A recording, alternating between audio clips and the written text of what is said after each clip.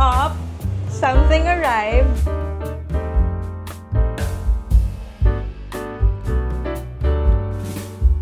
Ang sabi, kakain lang sa yayoy.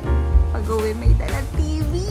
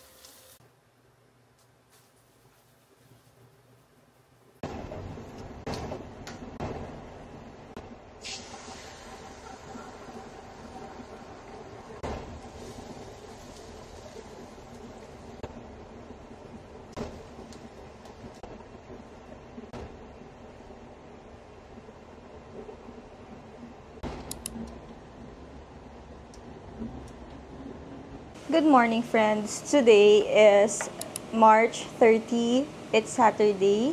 Naisipan kong mag-vlog because ang dami kong gagawin today na talagang bet na bet ko gawin for my content. Mag-film ako today for Dove and sobrang lapit sa puso ko ng Dove ever since bata ko and I'll share to you why later. So, wala na akong rice. Actually, naubusan ako kahapon. And good thing na rin kasi makakapag-diet ako. As much as possible, kung meron akong ibang pagkain dito, yun muna kakainin ko. Kasi nga, nakakataba sa akin yung rice. Kapag napa-rice ako, sunod-sunod na siya, so nahihirapan ako. Anyway, so nagluto lang ako ng spam, itlog, then wheat bread. Tapos, Yakult as usual, and my QP. Hindi ko pa natatry ito, pero tatry ko ngayon kung masarap ba siya sa spam. And then, ketchup. Alam nyo na to, iinom ako before kumain.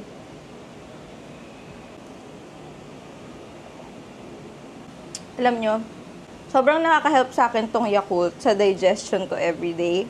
Iniinom ko siya bago pa ako kumain kasi ganun daw dapat iniinom yung probiotics. Miss ko rin mag-spam. Ang tagal ko na rin gusto mag-spam. Dapat mag-spam musubi ako kasi meron pa akong nori dyan. Eh wala na nga akong rice. So, eto muna tayo. And kung napapansin nyo, ang kalat na naman ng table ko, pero I'm working on it. I'm planning to order table para sa aking working area kasi nga nahihirapan ako na yung kainan ko, yung working area ko iisa. So, nahihirapan ako siya na gamitin. Kapag kailangan kumain, aalisin lahat ng gamit. 'Di ba pag may working area ka, hindi mo na kailangan alisin ng gamit. Kaso, ang problema ko dito, space. Wala ko masyadong space, so kailangan ko talaga mag-declutter at i-chupi lahat ng mga drawer ko na pwede namang i-minimize yung storage and ilagay doon yung table. Pero titignan pa rin natin. Kain tayo, friends! Ang init ngayon, no? Grabe, summer na talaga. Ang gusto ko na lang ay magdagat. And isa pa palang reason kung bakit makalat to is something came up, something arrived, and yes, you've guessed it right. We finally have our TV! 'Cause baby, like, ooh, it's all another flower lane. The sun goes around the state. Can't wait for the long day. Pero na-adjust ko yung like, ooh. Sabi, kakain lang sa yayoy. Pag-uwi may dalang TV. Around the state. Can't wait for the long day. In the sun.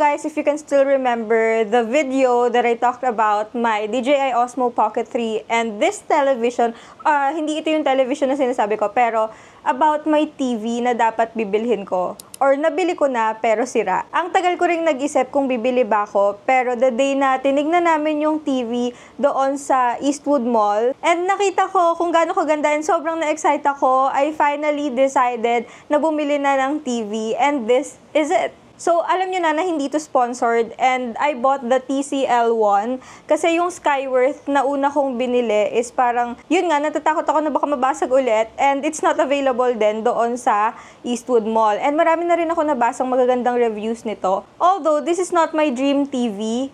Syempre, alam nyo naman kapag minimalist, ang dream TV ay laging Samsung Serif. Pero I really love this because ito yung pinakauna kong TV na binili. And I'm so happy with my purchase. This is 50 inches. And hindi pa rin siya sakto. So, alam nyo na ang gagawin ko dito. Siguro sa next vlog ko na siya ipapakita. Pero, ayun nga. Buti na lang meron akong lalagyan dito sa gilid na pwede niyang pagpatungan. And I super love the experience.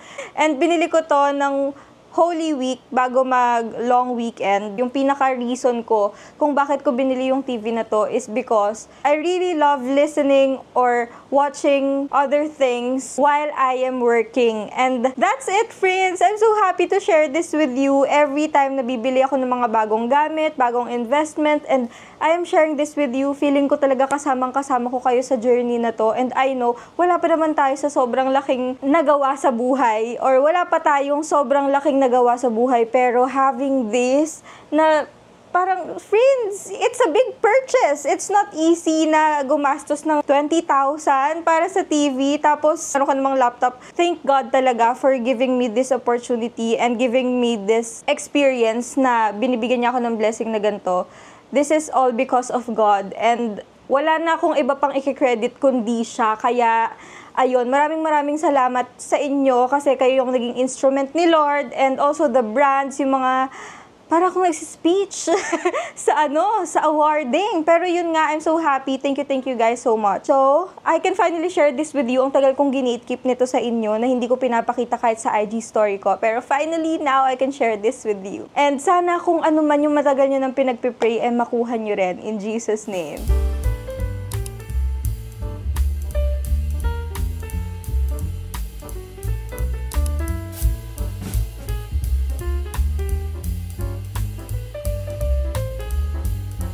Hello friends! I just got home from printing shop and some errands. Bumaba ako, kumuha ko ng parcel and whatsoever.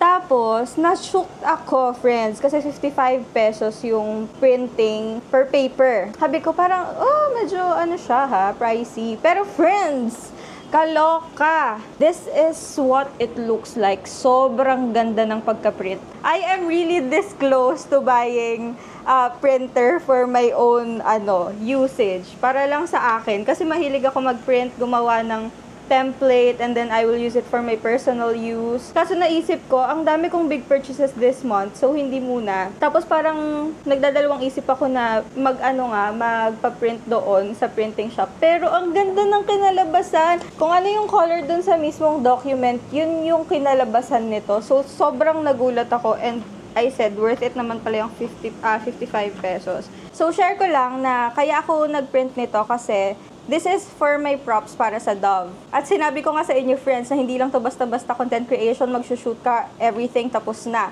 Dahil magle-level up na tayo, kailangan natin mag-level up, kailangan natin maging creative. So, this is what I will do today. Dahil this is my last PR kit from Dove. Hindi to paid, ex-deal lang to. Pero dahil mahal na mahal ko at dream brand ko ang Dove, bata pa lang ako, ayan, mag-exert tayo ng effort. And yun nga, dahil last na nga to, I will make this the best out of all the ginawa ko for them. Sobrang tagal kong pinag-isipan to, anong photos ilalagay ko, paanong execution, kasi 30 seconds lang yung kailangan, pero I don't think kakayan siya ng 30 seconds. Mga 45 seconds to 1 minute. And sobrang, I think, may enjoy ko kasi kahapon, nung pinaplano ko siya, tapos nung isang araw pa, nung pinaplano ko, nung nagsushoot ako for this, yung mga picture na gagamitin ko, at nung naghahanap ako ng photo, sobrang na-enjoy ko siya. And yun yung kinagandahan sa content creation, you will unleash your inner creativity and passion sa lahat ng ginagawa mo. Especially if you really love this. Tingnan nyo, ito, friends, ex-deal to. Wala akong nakukuha dito na monetary, gumastos pa ako para dito. And yung mga binibigay nilang shampoo sa akin, mostly na ipamimigay ko rin sa family ko. So, wala talaga ako nakukuha dito. Nag-e-enjoy lang talaga ako. So, yun yung kagandahan sa content creation.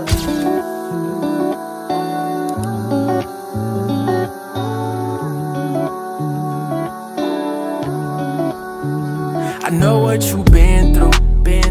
I know what you like. I know you about it. When we turn off the lights, that's right. I know that you want me. Oh, I ain't no fool. We've been going at it for a minute or two. Darling, you got the sweetest heart, and I don't want it to break. That frown on your face got me hurting. I'm afraid it's too late. Spring brings flowers, but they all dried up. They remind me of what once was. Hi friends! So, I am here at Yayoyi sa Eastwood Mall. So, naisipan ko lang kumain ngayon mag-isa kasi I feel like I'm not feeling well. Parang hindi ako okay and kailangan kong kumain ng masarap or i-treat yung sarili ko kasi after nung makorrupt yung mga files tapos nagbayad pa ako ng mahal for 1 year licensing nung software, which okay naman kasi na-retrieve naman yung mga videos na kailangan ko and na-post ko na actually. Kaso nakaka-drain na gumastos para lang ma-retrieve pa yung mga data. Napagod ako kakahintay, naubos oras ko, nawalan ako ng gana mag-film. Sobrang na-drain talaga ako. So I feel like I deserve this.